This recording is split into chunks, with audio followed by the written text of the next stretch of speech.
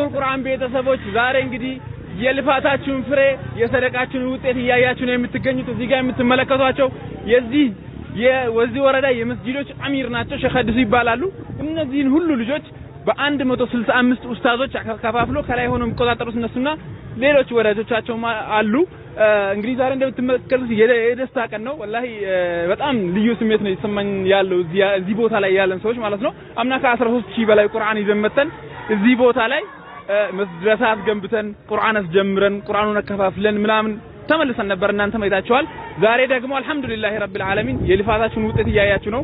ከፊሉ በሂፍዝ ሌላው ደግሞ በኺትማና በተለያየ የዕልም ደረጃ እየተመረቁ ይገኛሉ። እዚህ ጋር የምትመለከቱት ከ1200 በላይ የሆኑ ወደ 2000 የሚጠጉ ደረሳዎች ናቸው። በሴቶችም በወንዶችም እንግዲህ አምሮባቸው እንዲተውቦ የልፋታቸው ውጤት ለማየት ወደ መመረቂያ አዳራሽ ወይ ደግሞ ወደ ስቴዲየም እየሄድን እንገኛለን ማለት ነው።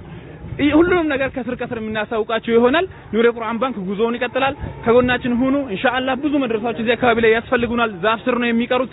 እንዲሁም ደግሞ በጣም በተጣበበ ክፍል ውስጥ በአንድ ቁርአን 3 እና 4 እየሆኑ ነው የሚቀሩትና እዚህ አካባቢ ያሉ ሙስሊሞችን የመደገፍ ግዴታ አለብን። ሁሌም እንተባበራቸው፣ ከጎናቸው እንሁን።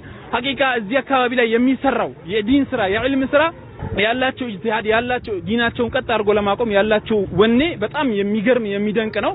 በጣም እንግዲህ ሌላውንም ፕሮግራም በጋራ ሆነን እናያለን። ከስር እናሳውቃችኋለን። ኑር ቁርአን ባንክ ጉዞውን ይቀጥላል። አብራችሁን ሁኑ።